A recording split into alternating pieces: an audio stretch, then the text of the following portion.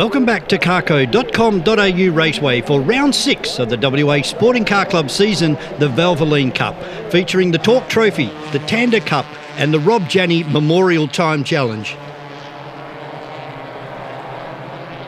On track with the first race of the day, the XL Cup, being led away by Brett Sheriff, getting away from the pole to a brilliant start, immediately stretching out that gap on the opening lap, with a quick charging Zane Rinaldi in hot pursuit and young Jack Lohesi further behind.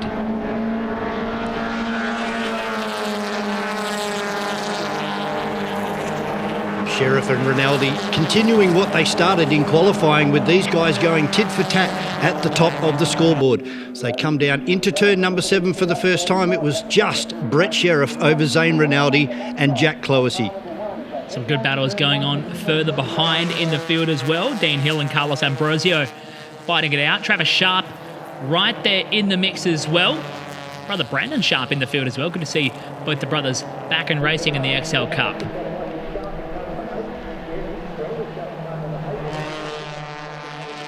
All of the drivers in the Hyundai XL Cup using this race meeting as their final hit out towards the Australian national title to be held at carco.com.au Raceway for the finale of the 2023 season. It's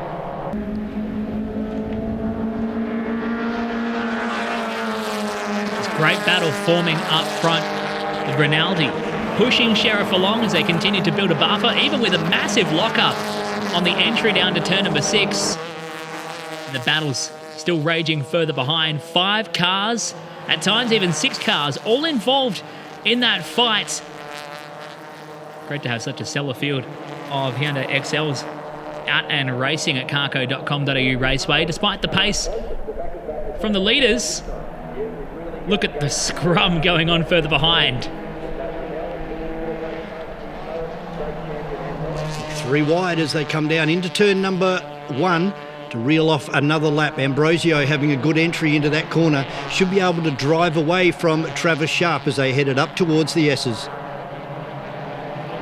It was Brandon Sharp in the all-white Hyundai XL, just losing a bit of ground on the field. Young Zane Rhodes going too wide through the S's that time by, as Charnley tried to fight back down at turn 6 up the inside of Brandon Sharp.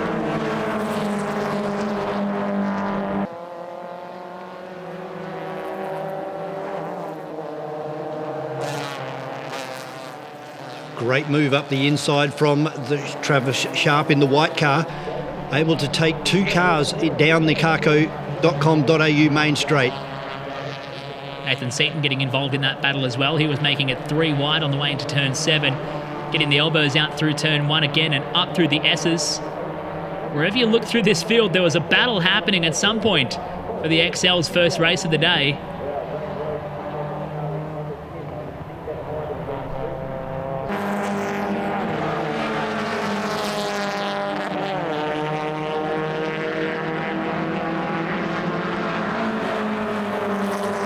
Still at the front of the field, it was still Brett Sheriff from Zane Rinaldi, and then Dean Hill now making a move in car 53 up the inside of car 14 of Carlos Ambrosio. Yeah, Jack Lohesi, the last driver, trying to hang on to that lead pack with that massive margin. Back to that battle that's going on. Then it was this battle further down through the order. David Charnley losing ground from young Zane Rhodes up the inside at turn 1. But as they came across the stripe, it was Brett Sheriff taking the win from Zane Rinaldi and Jack Lohesi in car 222 for 3rd. Race number 1 for the Holden HQs, and it was a great getaway from the front row with Michael Howlett going toe-to-toe with Stuart Kennedy in car 72 as they go side by side into turn number 1. Nobody willing to back out of this one. Howlett just getting half a car length as they head up into the S's for the first time. A little bit further behind as well, the likes of Mark Watkins and Peter Marsh joining in on the fun for the first race for the HQ Holdens. Look at the body roll as these massive cars of yesteryear climb the hill for the first time in their first race of the day. A very quality field making their way out to carco.com.au Raceway for round 6 of the WA Sporting Car Club season. as Howlett led the field down towards turn 7 for the first time.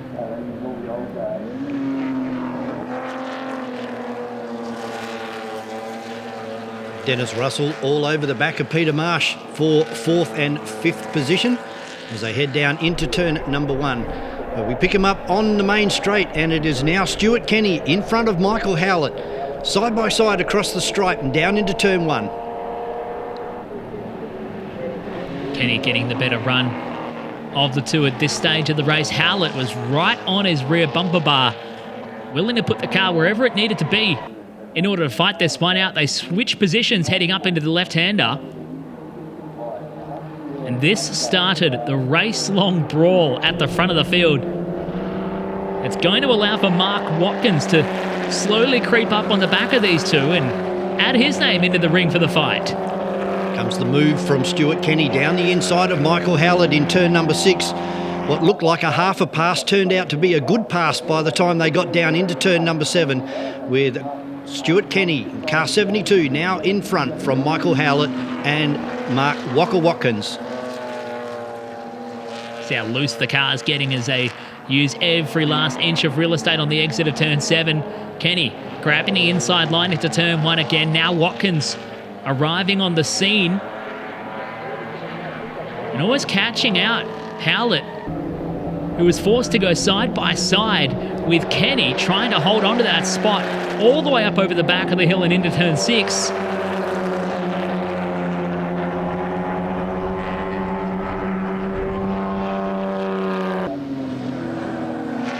A little bit further back, it was Dennis Russell in the Aquarius colour HQ from Peter Marsh and Troy Kent, getting up and over the ripple strip as they head down over the stripe. Yeah, there's great scrap in this second pack of cars. Marsh from Kent and Dennis Russell all getting involved in their own argument about the remaining placings in this first race for the HQs.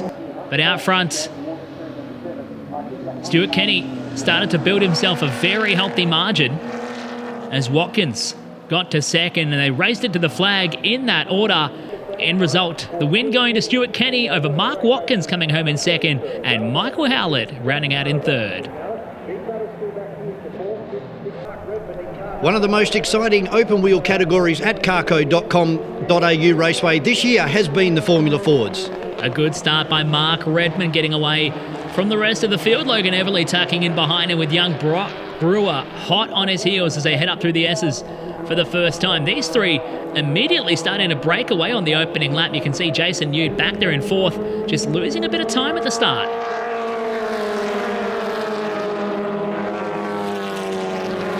Clean getaway by all of our Formula Ford drivers as they head down into turn number 6. It didn't take long and the action revved up. You can see here Everly and Brewer hard on the right-hand side of the racetrack as they come down to 7. An incredibly late-braking manoeuvre by Mark Redmond. Tried to get his nose in front of Brewer and tried to stay there as they dragged it into turn 1, ultimately losing the position and dropping back to 3rd through the S's.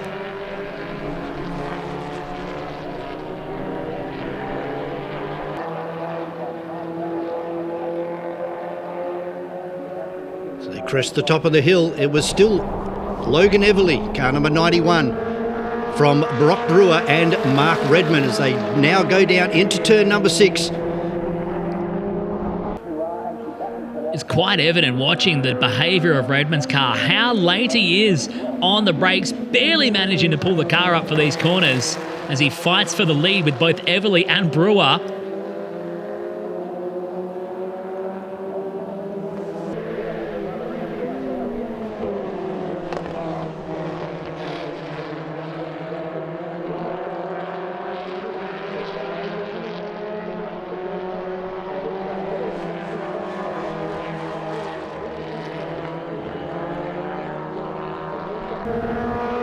Despite their battling, they were still able to stay in front of the rest of the field and keep their battle to themselves. As again, look how wide Redmond runs this time on turn number 7 as he brakes so late. He almost ran out of racetrack at the bottom of the hill.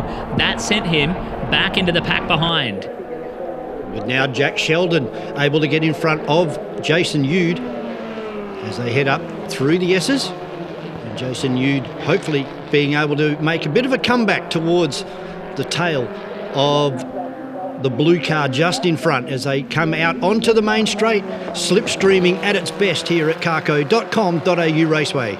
Lots of battling between Everly and Brewer at this point. Slowed them up and allowed Sheldon to close right up onto the gearbox of Brewer as they headed down into turn number 6.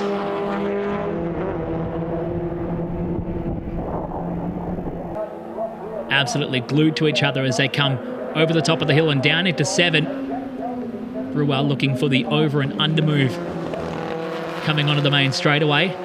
Gets a little bit of the overlap and gives up the position, tucking back in behind Everly. The next lap, he tries it again. Gets a little bit more overlap and they make contact, putting them both careening into the pit wall on the front straight and ending their race in race 1 of the Formula Fords. And that did bring out the red flags, bringing race 1 to a conclusion, with the win being awarded to Jack Sheldon over Jason Yude and Xavier Henderson.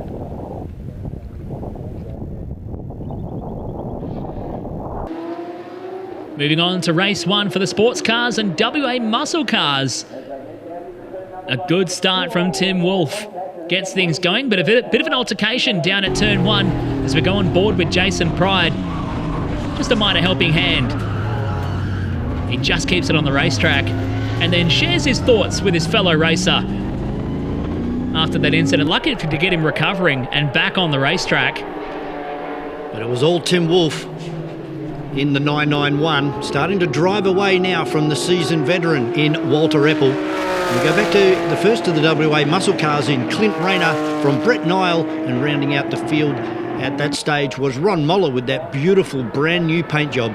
And seeing them all was Jason Pride recovering after that turn 1 incident. And a new paint job for Jason as well as the field. Look at the way these WA muscle cars just scamper for traction in comparison to the Porsche out front of Tim Wolfe, the 991. Starting to really stretch the legs and open up a gap over the rest of the cars.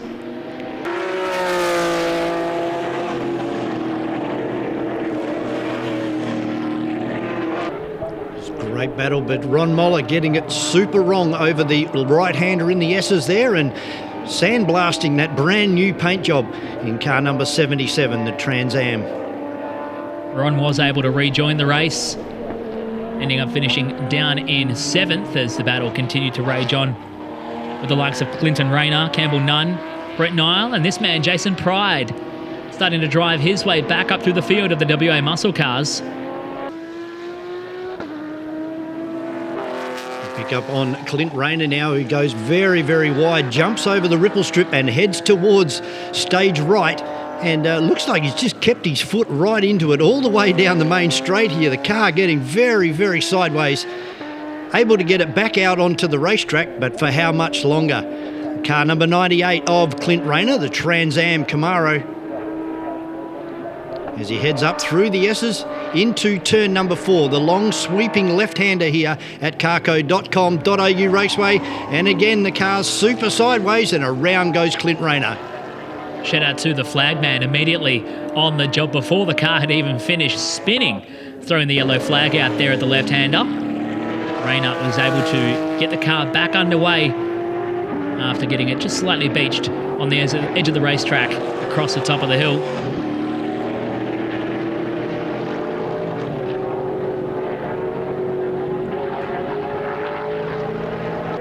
At the checkered flag, taking out the sports cars, was Tim Wolfe from Walter Eppel and Campbell Nunn. And for WA muscle cars, it goes to Brett Nile, Jason Pride and Clint Rayner. 3E production cars, street cars and improved production cars, as they get a good getaway with the Toyota Yaris taking to the grass down into turn number 1, but it was all car 44, the CV8 Monaro of Matt Cherry. Cherry getting away to a decent start there. John Caligari in hot pursuit, bit of a different colour scheme on board for John, as Craig Maloney picks up third outright off the start there with the Subaru WRX. dragging a whole field of snarling cars behind. This big combined field for their first race of the day, proving a great mixture of very, very different race cars around carco.com.au Raceway, as Wayne Crystal almost takes to the grass over the Yaris at the top of the hill to grab that spot down into turn 7. Out in front, it was the Subaru WRX of Craig Maloney from Jared Carey in the 350Z Nissan, and then a big variety of cars, our 3E production cars and our improved production cars as well. A big field. Great to have 4 Mazda RX-8s all joining the 3E production car field. Lots of fun from these cool little race cars enjoying their time out on track.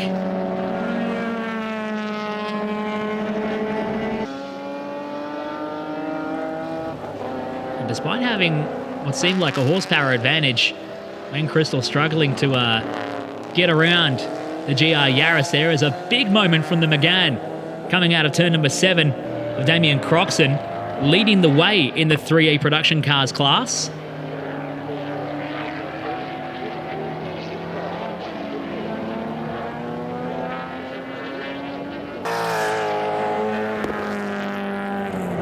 Pick up on Neil Pollard going down into turn number 6. And the Riley family again represented this weekend in the Honda Integra as they go down into turn number 6. Lib Palermo turning into turn number 1 just about runs the car right out to the concrete ripple strip on the outside of the racetrack, gathers it back up and fires the car up through the S's.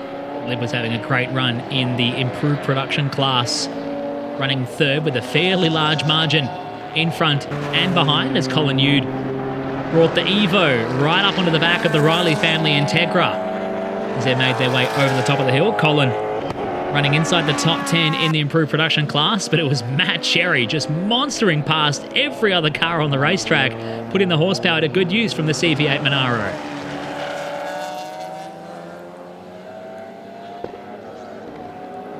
There was a good win there for Matt Cherry in the CV8 Monaro, taking out the win.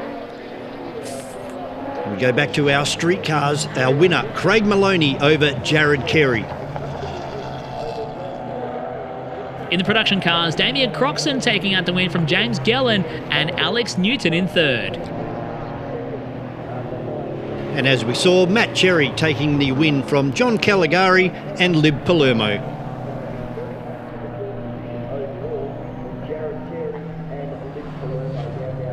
Hyundai Excels on track for their second race of the day. We jump on board with youngster Zane Rhodes, starting pretty deep in the field and immediately getting to work on the opening lap of this race.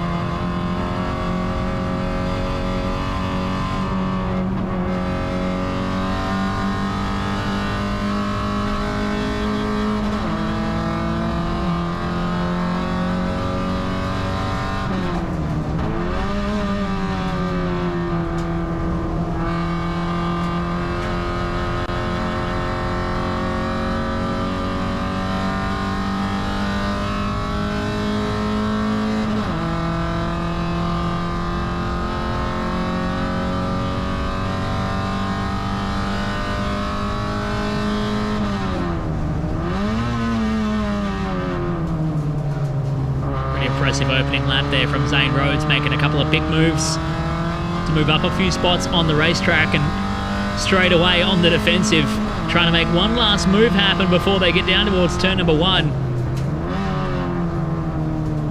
Very, very busy work out there from Zane Rhodes. Great to go on board with the young fella as we pick up on this huge field of Hyundai XLs. And there is Zane Rhodes on the inside of David Charnley, making their way out of turn number 1 and up through the S's once more. The battle out front was pretty red hot. Brett Sheriff and Zane Rinaldi going at it again.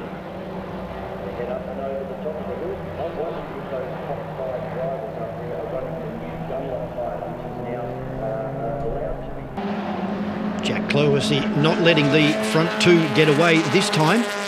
And then we had a really good battle with car 53 of Dean Hill and 14 of Carlos Ambrosio as they crested the top of the hill and down into turn number 7. Brandon Sharp right in the thick of that battle as well. As we catch Zane Rhodes still trying to move his way up the order. Right behind that Shanley car. Fighting it out for 6th and 7th on the racetrack. Some battles going further behind as well. Young Jack Caiulo with a move up the inside into turn number 1. A very tidy move. Forcing your opposition to lock a brake. Stephen McGregor pinching a tyre down into turn number 1 to give up that spot.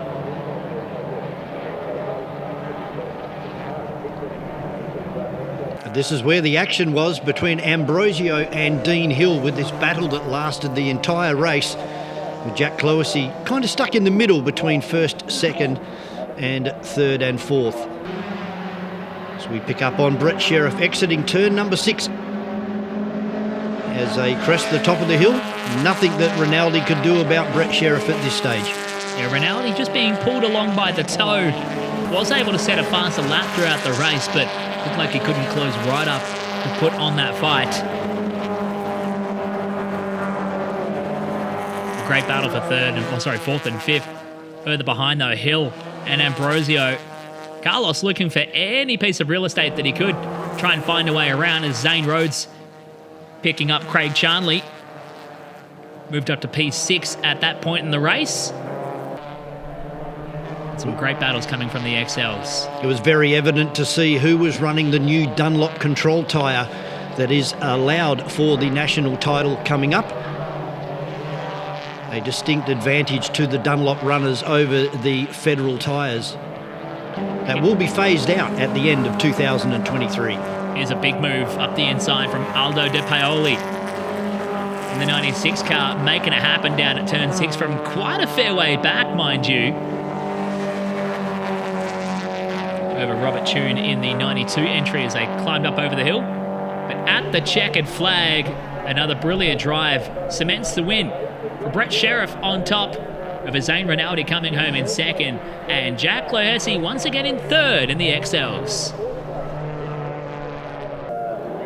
Race 2 for the Holden HQs, and it's a great getaway from Stuart Kenny in 72 from Mark Walker Watkins, and then Michael Howlett taking you 3rd place as they head down into turn number 1 for the first time. Howlett getting off to a brilliant start and going with your leaders as they climbed up through the S's. For the first time here in their 2nd race of the day for the HQ Holdens.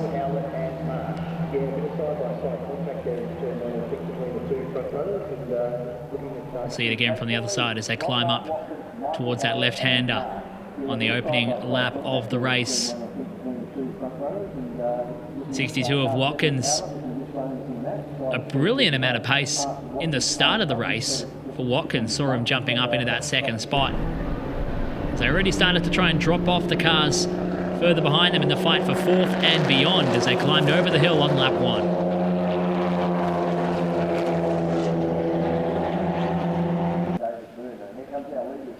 A big inside move on the go for Mark Watkins. Not going to come off this time as Kenny just sweeps around the outside in car 72 and drives down towards the start-finish line. Michael Howlett now having a look for a run up the inside into turn number 1. That wasn't to be.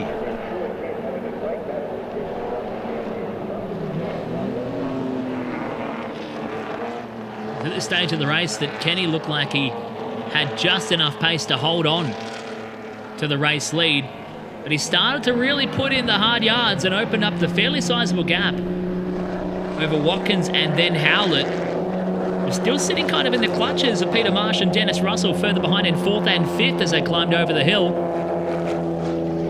Look at the gap that Kenny was able to put on. The nice healthy margin over the field at this stage of the race. Michael Howlett now starting to look very intimidating in the rear vision mirror of car 62 of Mark Watkins. As we see Howlett now making the move on car 62 of Watkins. Marsh coming under increasing pressure from that beautifully prepared Dennis Russell Holden HQ.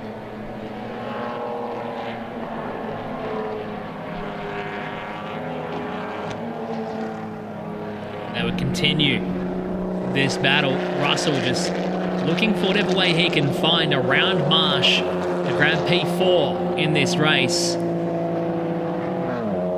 Eventually pulled out alongside and sailed on past as they came down the hill towards turn number 7.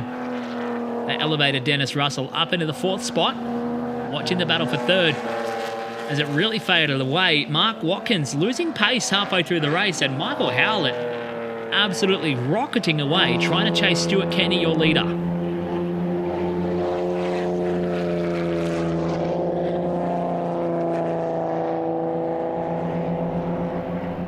But this is the battle for the lead in the closing stages, with Michael Howlett pulling out to have a look, but Stuart Kenny just a little bit later on the brakes fires it out onto the main straight to take another win.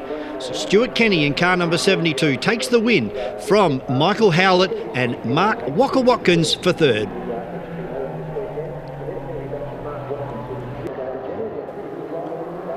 Race 2 for the Formula Fords here at carco.com.au Raceway, with Logan Everly, Mark Redman and Brock Brewer all starting from the rear of the field due to non-finishers in race number 1. It was Jack Sheldon and Jason Yude leading the field away from the front as they made their way up through the S's for the first time. All eyes were on the hard chargers coming from the very back of the pack though, as Sheldon and Yude carried Xavier Henderson with them in 3rd. Sheldon getting off to a pretty nice handy lead over the rest of the field, but the 3 from the back made quick work on the first few cars they had to get around, moving up a fair few spots just in the opening exchange. You can see Everly already up to 4th at that point of the race, with Brewer right behind, and Mark Redman up to his late braking antics again down at turn 7, slipping around the outside of Brock Brewer to grab that P5 spot from him.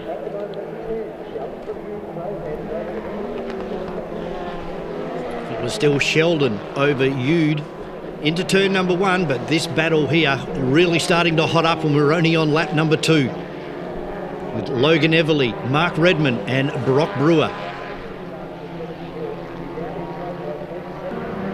It wasn't too long before they found themselves closing right up onto the back.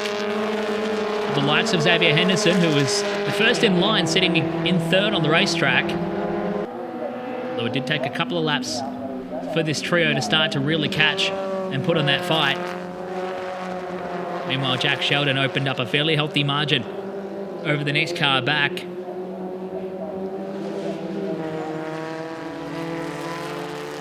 Lapping almost half a second quicker than Jason Yude to open up that fairly sizable gap for the race lead.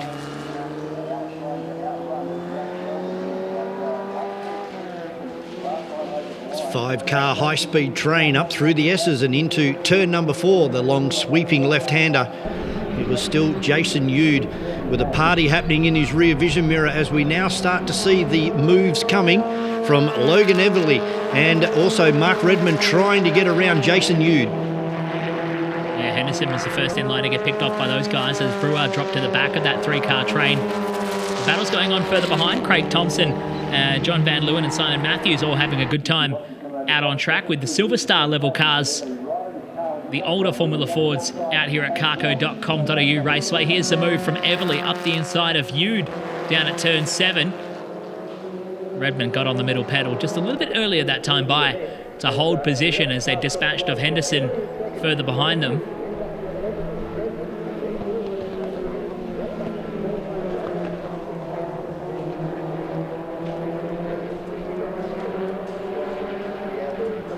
Still line astern, this time through the S's with Brewer sitting on the back of this 4-car train. But it was Logan Everly, the fast man, out on the circuit.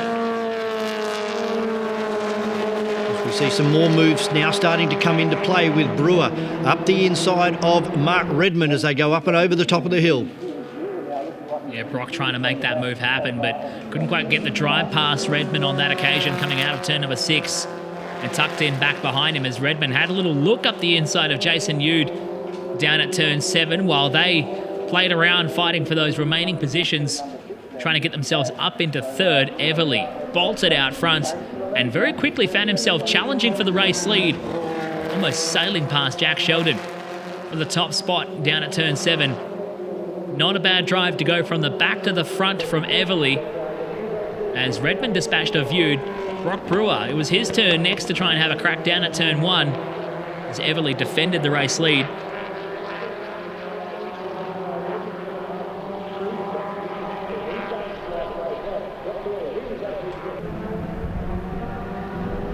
Into turn number 4 and out of 6 now for the big run up over the top of the hill. It was Logan Everly from Mark Redmond.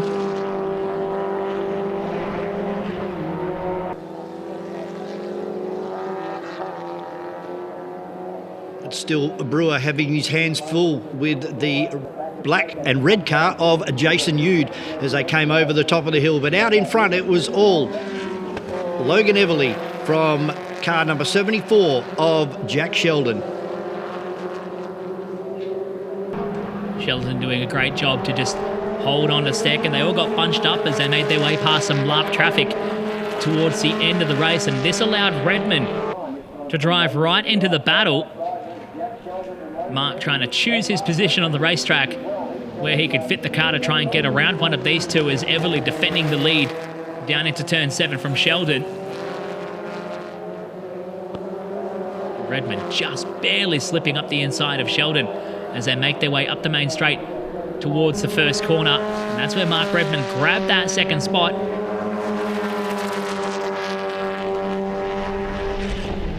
Silver category cars still having a great scrap back in the field as Jack Sheldon looking for a move on Mark Redmond, but it's not going to happen as Logan Everly crosses the line in first from Mark Redmond and Jack Sheldon for third. On to race 2 for the sports cars and WA muscle cars. A pair of Porsches lining up to take the field down towards turn number 1, Tim Wolf and Walter Apple. Dragging a bunch of Camaros with them, and one Ford Mustang from the WA muscle cars to join them. And a lone Porsche lining up at the back of the group as well, as Wolf got to work out front, immediately taking Apple with him away from the muscle cars. Brett Nile trying to do his best to hang on to the back of Walter Apple's Porsche as they disappeared up and over the top of the hill. But it was all Tim Wolf at the moment from Walter Apple, car 54 of Brett Nile. Jason Pride was doing a solid job in the early stages of this one, finding himself up into 4th outright and 2nd in the WA muscle cars until Clint Rayner went for a big move up the inside down at turn 7. These two almost running out of racetrack down at the bottom of the hill. Rayner, super wild coming off of turn number 7, scampering for traction with a very heavy right foot.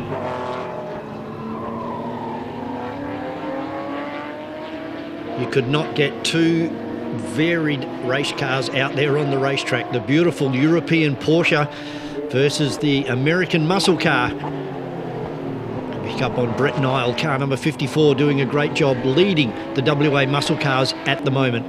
He was getting the back end well and truly out coming off of turn number 1. Clinton Rayner closing up the gap to the back of Nile, while he was absolutely scampering for grip as well. Something about looking after tyres doesn't quite translate to the world of WA muscle car racing at carco.com.au Raceway, as Tim Wolf well and truly understanding the meaning of the word. Jason Pride putting in the work as well.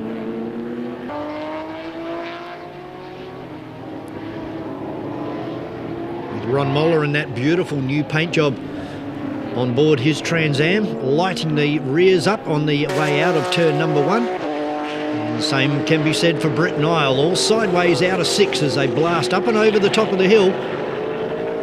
Rayner had the bit between his teeth trying to catch until this moment down at turn 7, ending his race in the sand trap. That did bring out a short safety car period that neutralised the race while they extricated the Camaro from the dirt before they got back under green flag racing for a very quick dash to the line. And Tim Wolf immediately jumping on it to build himself a gap over Walter Apple. And unfortunately we lost car 77 of Ron Moller during that safety car period as well. But it was all Tim Wolf from Walter Apple and Brett Nile. Nile leading out the WA muscle cars from Jason Pride as they raced them on out of turn number 6. It was dashed to the line in a depleted field with a couple of DNFs Just 5 cars left to make it. At the line, it was Tim Wolfe taking the win for the sports cars over Walter Eppel in second and Campbell Nunn coming home in third. The WA Muscle Cars goes to Brett Nile over Jason Pride.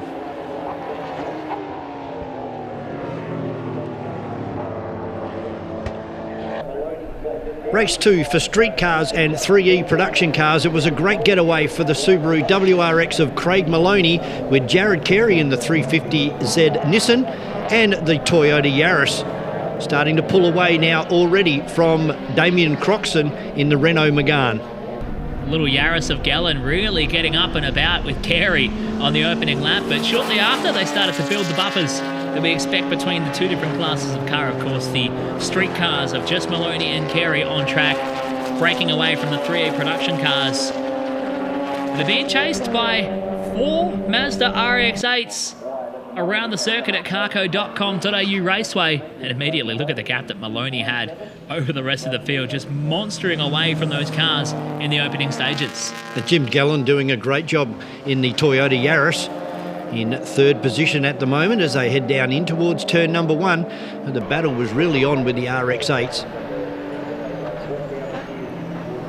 They were fighting it out for the placings, almost the class within a class of racing in your 3A production cars and street cars.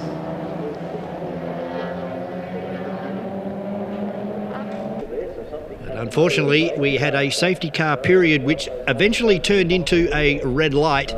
Unfortunately for Laurie Whitholm, backed the car into the tyre wall there, and we required the tyre wall to be rebuilt prior to the commencement of this race 2 for street cars and 3E production cars.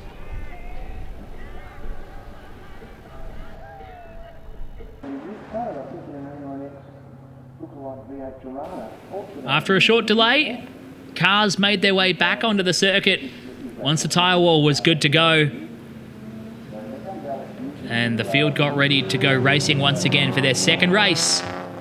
The 3 production cars and street cars. It was Alex Newton who peeled off before they got back underway with racing, making his way into the pit lane. You can see here, 2 classes of cars just separated themselves just a little bit as Maloney and Carey got away from the front. There was Newton going into the pit lane, and the racing resumed on track.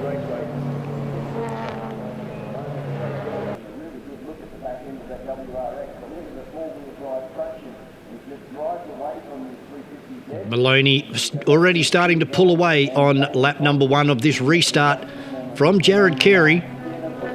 Carey starting to fight back through the big, long left-hander.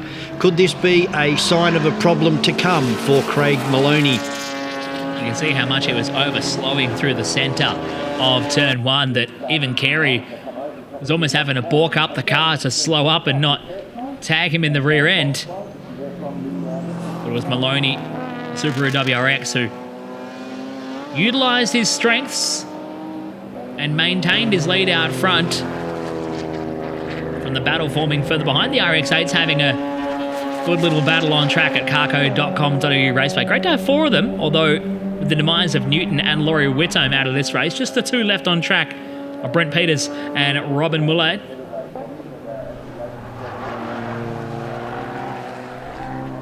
James Gallen in the Yaris being chased by Damien Croxon, who pushed it just a little hard down at turn 7, just keeping it on the edge of the racetrack.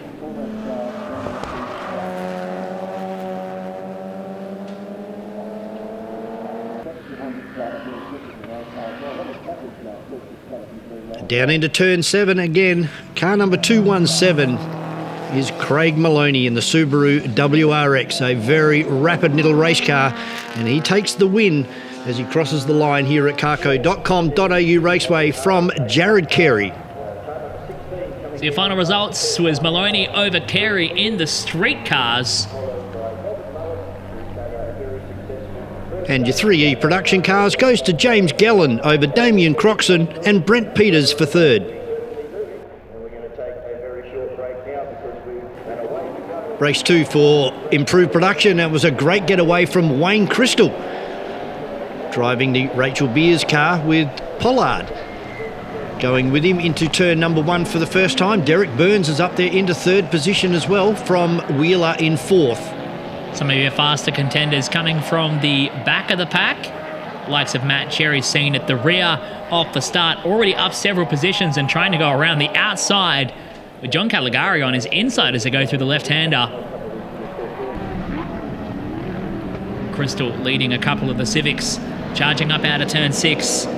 Mark Jolly in the AU Falcon holding a very nice position right there in P4 as he found himself getting really close for comfort with Matt Cherry up under brakes into turn 7. Cherry just managing to pull the CV8 Monaro up across the bumper of Jolly. And Caligari deciding to go for the move after that corner. And then Cherry got on the power and almost fancied getting a run to get a nose in front of Crystal before they got to turn 1. Eventually having to settle in for second and just wait a couple more corners before putting the foot down again. It was Caligari in the multicoloured Commodore. It was a great effort by the Caligari family to get this car back on track. It did look like it was going to be a write-off prior to this race meeting, but throw some panels on it. It didn't affect the car's performance at all during the day. It was a fantastic effort for the Caligaris to get back on track and a strong second position as they head up and over the top of the hill.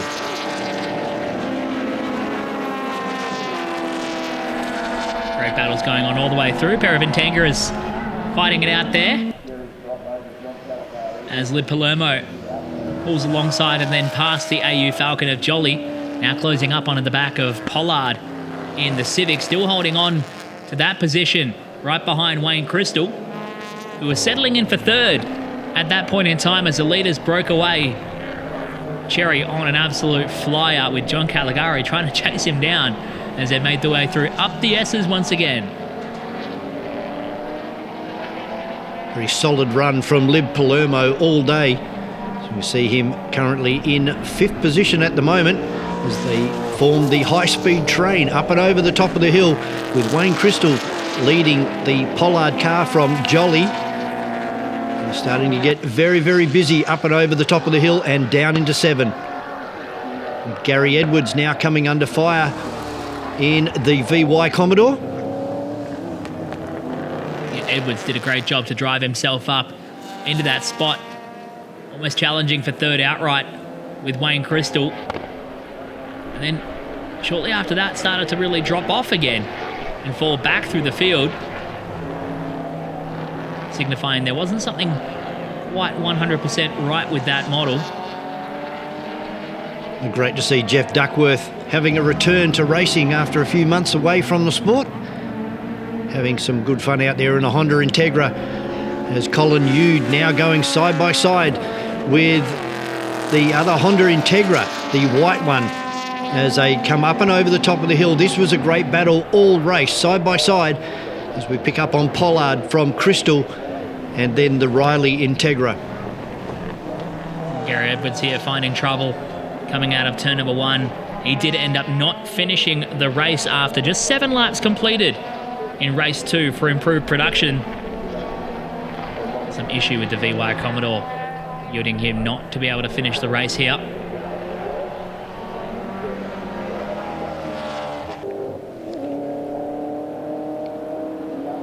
As Colin Yude went up the inside of Tim Riley with the Integra to grab P5 as they charged around the circuit, closing right up behind Wayne Crystal in that Commodore. And Jolly not far away off the back of the Riley Integra either. But as they crossed the stripe, it went to Matt Cherry from John Caligari and Lib Palermo in the Commodore for third. Race 3 for the XL Cup getting underway with Brett Sheriff leading from Zane Rinaldi on the outside down towards turn number 1. Rinaldi having to give up the position and slot back in behind as Cloessy drove it up into third as they charged up through the S's.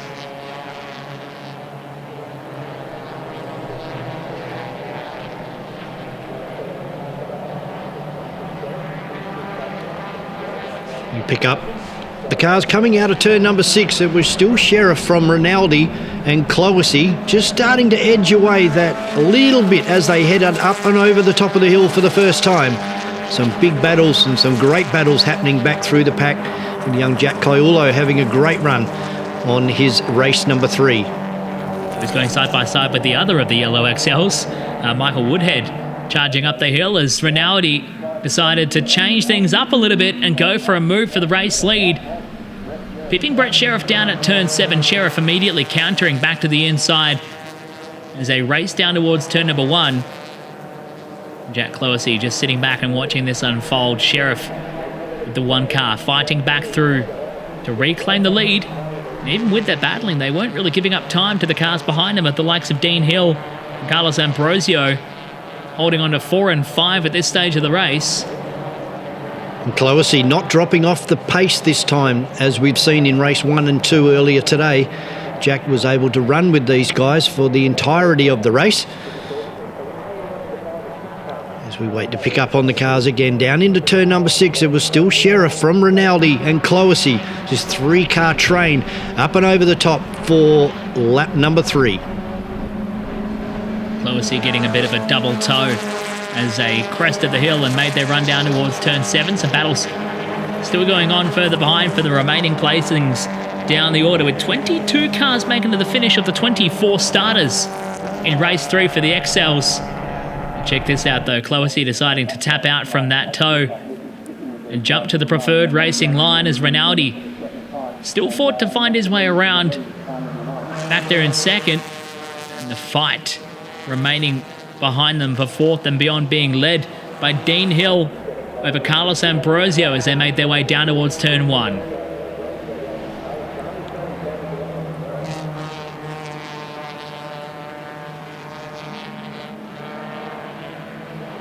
This was an outstanding battle all day between 14 of Ambrosio and 53 of Dean Hill. And as we can see, continued well into race number 3 with Charnley and Zane Rhodes not too far off the back of Ambrosio and Hill. But our leader, we've got a lead change now, and it's Rinaldi to the top from Brett Sheriff, and Jack Cloesy still hanging in there. In fact, it looks like Jack's going to go down the inside here and get second position from Rinaldi. Yeah, that lead was only short-lived for Zane as he grabbed top spot but immediately dropped 2 spots. It's Cloesy bumped him down to P3 through turn 7. Meanwhile, further behind, Aldo De Paoli having a good run again. Having some fun with the 18 of Harrison Ferrez, former go-karter, stepping into the XL Cup class and having some fun at carco.com.au Raceway. Sheriff now starting to stretch that lead to 4 or 5 car lengths over car 222 of Jack Cloesy and Zane Rinaldi.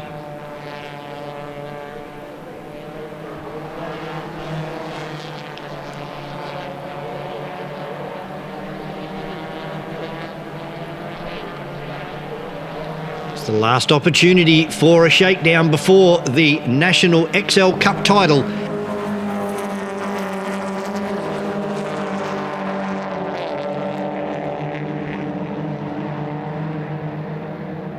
Jack Caiulo having a great battle through the closing stages of the race with David Charnley and a bit of Morabito as well, as Sheriff broke away from the battle for second. Cloesy defending hard as they headed down towards turn number 7, keeping Zane Rinaldi at bay as the checkered flag flew. It was Brett Sheriff claiming the win once again in race 3, this time from Jack Cloesy in second and Zane Rinaldi rounding out your top 3 in the XL Cup. Holden HQs for their final race of the day, with Michael Howlett starting alongside Stuart Kenny in car number 72 as they charge down towards turn number 1 for the first time. Howlett trying to go the long way around the outside in turn 1. Couldn't make it work though. Kenny getting the elbows out and slipping to the race lead as Mark Watkins slotted in behind them for third. They already had themselves a bit of a margin. Peter Marsh back there in P4 over Dennis Russell as they charged up the hill. It was actually Troy Kent getting involved there. Dennis Russell losing out a spot behind. But already the battle was on. Howlett looking to the inside as they came over the top of the hill.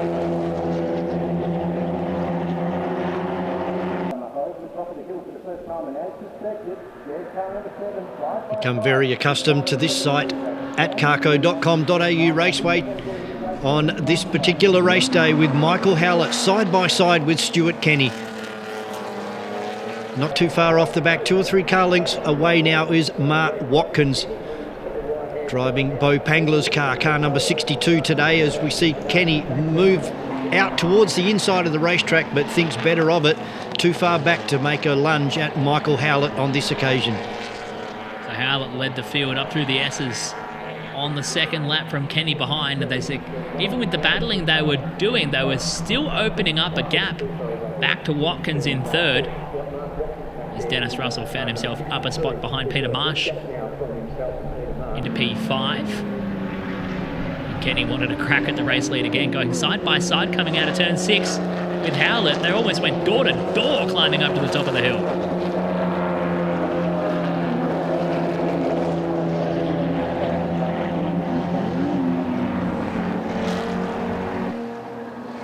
Still side by side on the exit of turn number 7. With car 72 on driver's right of Stuart Kenny, with Michael Howlett in the green car number 7, looking for an outside run in turn number 1. But Mark Watkins now right on the boot lid of Howlett as they go up through the S's for the 4th time. The battle happening a little bit further behind as Russell grabbed that 4th spot. Troy Kent getting involved as well as Marsh, trying to slip by him. Peter pulling to the hard right-hand side of the track and before swapping across. And Kent reclaiming the spot as they come out of turn 7. Great scrap for those remaining placings as well. But all eyes were on the battle out front. Howlett couldn't make up his mind what side of the racetrack he wanted to be on. Eventually settles just tucking in behind Stuart Kenny. As they came into turn 1,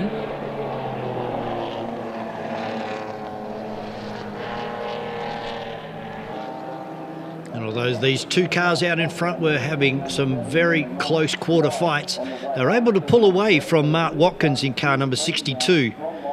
As we see them pulling into the left-hander, the long sweeping left-hander here at carco.com.au Raceway. Front left right on that curb and following it all the way around the hill. As now we pick up on Dennis Russell, who's starting to get away from Peter Marsh, who's coming under increasing pressure from Troy Kent in car number 3.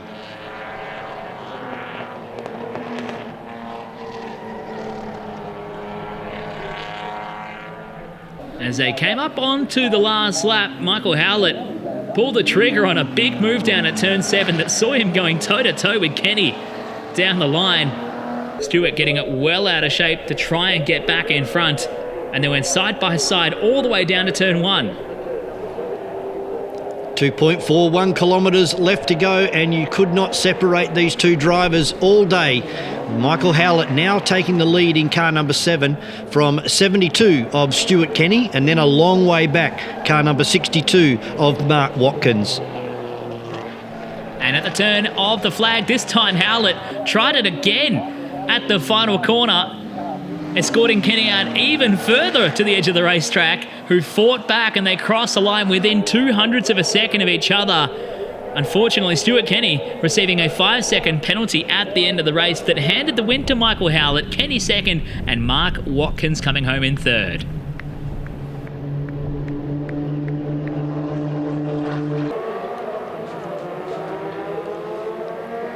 On track for the third race of Formula Ford from carco.com.au Raceway. A brilliant start from Mark Redman. From the front row of the grid sees him charging into the lead. Logan Everly tucking into second, with Brock Brewer following them up in third over Jack Sheldon as they charged around immediately. Everly getting to work and getting alongside Redman, challenging for the lead.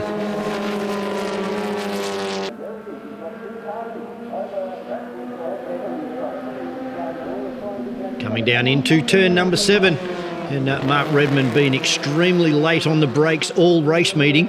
Unfortunately didn't work for him this time, as Logan Everly takes the lead from Redman in second, and Brewer again dropping some wheels off onto the grass, holding on for third. Brock Brewer really flirting with the edges of the track limits on the main straight there. That kept the top 3 pretty well bunched up. Jack Sheldon just behind them from Jason Yude and Xavier Henderson, bringing up the tail of this pack that formed in the early stages of the race. As Everly started to try and break away, Redman staying in touch right there in second.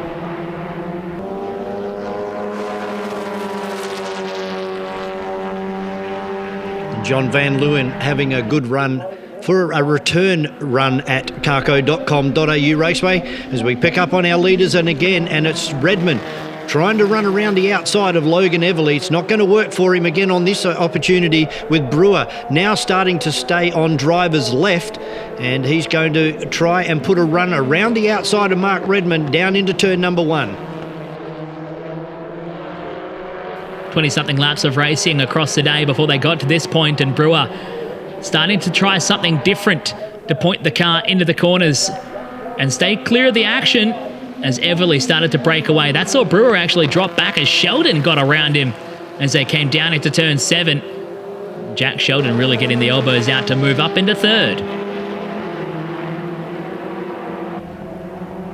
As Jason Yude and Xavier Henderson had a great battle for their remaining placings. And the rest of the cars on track as well. David Jackson in the Spectrum leading out over John Van Leeuwen and Simon Matthews further down the order.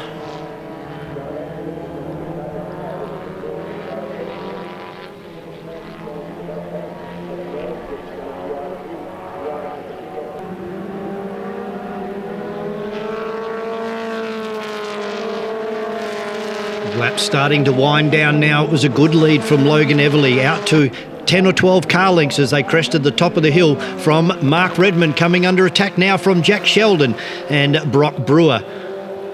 Redmond again so late under brakes allowed him to defend that position from Sheldon that time by, but here goes Brewer going for a look on Jack Sheldon to try and punish him for that, and they got caught up in the middle of turn 1. Very lucky for both drivers to not put too much damage on their cars and keep circulating towards the end of the race here. This time, Brewer decided to have a crack at Redmond down into turn 7. But again, Mark too strong under brakes to hold on to second place. As a checkered flag flew, Logan Everly once again with a massive margin to take the win in race 3 for Formula Fords over Mark Redmond coming home in second, and this time Brock Brewer coming home in third. Last race of the day for Streetcars and 3E production cars. This is the Torque Trophy for Streetcars. We go on board with Jared Carey in the Nissan 350Z for a lap of carco.com.au Raceway.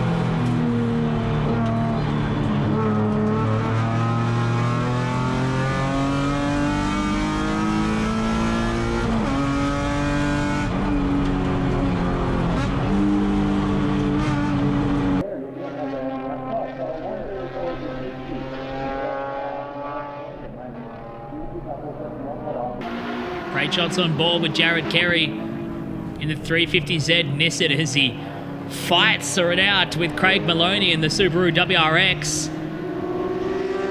Good battle in the opening stages, showing off the big differences between the cars in the streetcar class for the Torque Trophy.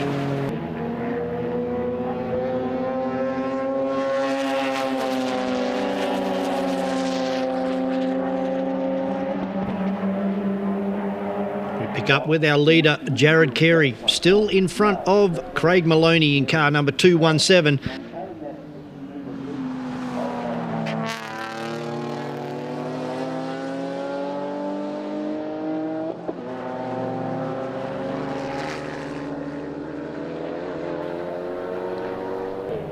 Battles further on in the field as well, amongst a field of RX-8s, bringing it up in the 3E production cars.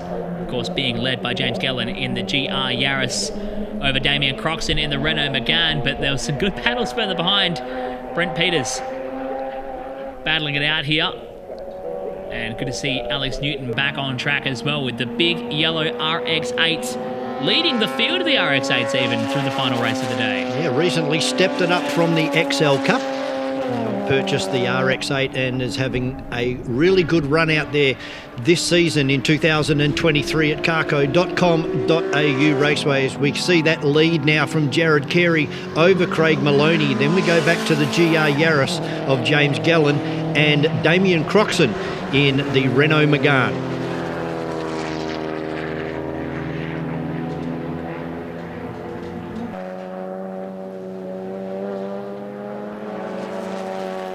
Of Alex Newton was too much for Brent Peters to manage with the RX-8s in this race. Alex opening up a very healthy margin, lapping almost 0.3 of a second per lap quicker than Peters as Carey continued to open up the taps with the 350Z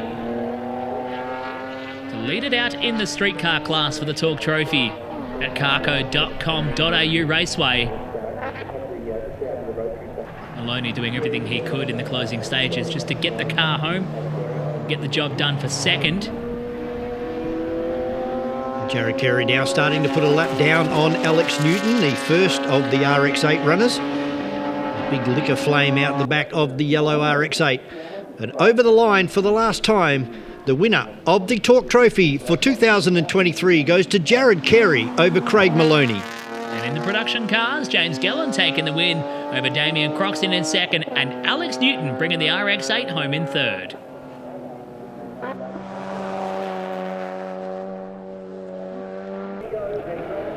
On for the last race of the day, the Tander Cup, with improved production on track. And your under 2 litre cars getting away from the start. Jeff Duckworth with a brilliant start to the inside through turn 1 to lead the field up through the S's for the first time. Great to see Jeff Duckworth back behind the wheel again after a long layoff, and heading into turn number 4, he has the lead by 4 or 5 car lengths. An outstanding effort for the returning driver in Jeff Duckworth. He was being chased by Pollard and Burns, and then stacking up the size of displacement as they continue to go further behind as Matt Cherry started to really open up the 6 litre combination. And one of the hatches dropping a wheel off the road as they charged up the hill. Maybe very quickly jumping out of the way of Matt Cherry as he monstered his way to the race lead. Duckworth getting relegated back to second and almost back to third as they come down into turn 7. Pollard slipping up the inside as they go door to door right in front of John Caligari, looking for where he can thread the needle as he goes hard to drivers right to find a bit of real estate to move through and try and set chase after Matt Cherry. Matt Cherry, good 150 metres in front as they head up through the S's from John Caligari in the VN Commodore, then Neil Pollard and Jeff Duckworth rounding out our top 4 as they turn into turn 4 for the second time. Mark Jolly looked like he was starting to struggle with something not quite right with the AU Falcon as he slowed climbing up the hill, just trying to get out of driver's way, and then Wayne Crystal drops a wheel off on the exit of turn 6 and slides across the racetrack, ending up parked in the dirt at the top of the hill. Lucky not to come together with anyone on track before Wayne got it fired up and drove it back onto the circuit. And unfortunately straight into the paddock area, so there must have been an issue with that car as it's exited turn number 6. As we said, ran wide and went to driver's right. So unfortunately that was it for Wayne Crystal. And immediately after that, the safety car boards came out for another car off track down at turn 1.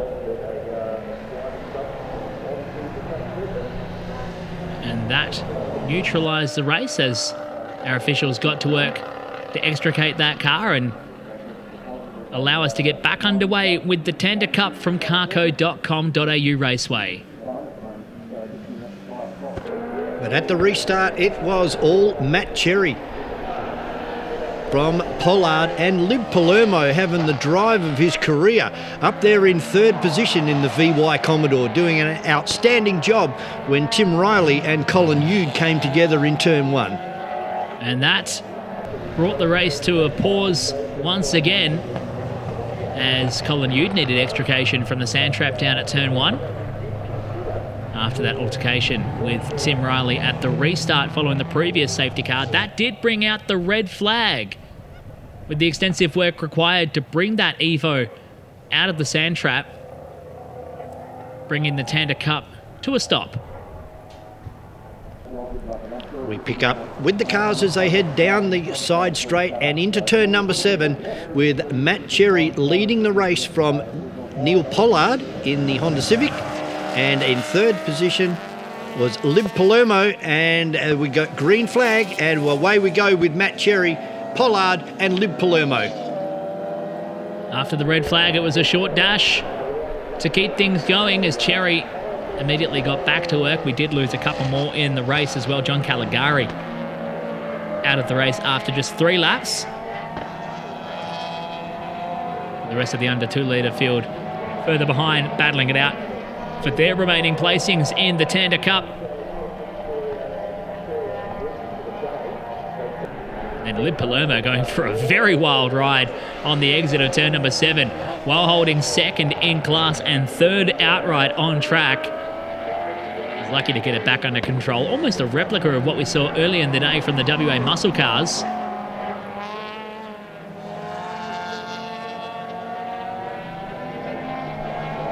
Let's see what happened for Lib Palermo again from the other angle this time. On the outside of turn 7, runs it wide, gets it caught on that exit curbing and fires it straight across the racetrack. Lib keeps the boot into it and rejoins, without losing position actually, outright, and gets back in the hunt. Down into turn number 6. It's all Matt Cherry in the CV8 Monaro from Pollard in the little Honda Civic. Still holding off Lib Palermo. And we go back to Jeff Duckworth, Derek Burns, and the Riley Honda Integra. Palermo eventually falling back a little bit into the clutches of Jeff Duckworth. So Duckworth couldn't really match him on the straights. That's about where they stayed in their overall standings. Neil Pollard having a great run with the Civic to hold on to second outright and leader in class. The under 2 litre improved production cars charging up over the top of the hill as the shadows started to grow very long from carco.com.au Raceway.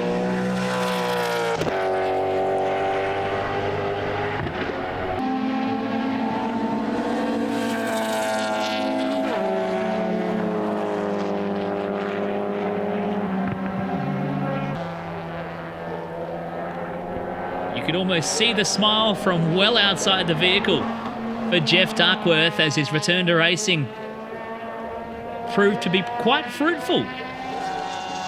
Enjoying his time out on track while holding on to a podium position in the under 2 litre improved production car class.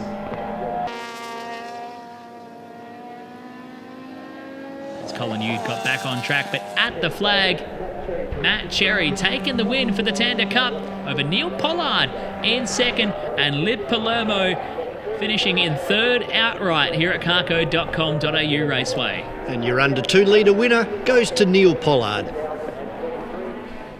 That's a wrap for round 6 of the WA Sporting Car Club season, the Valvoline Cup from carco.com.au Raceway.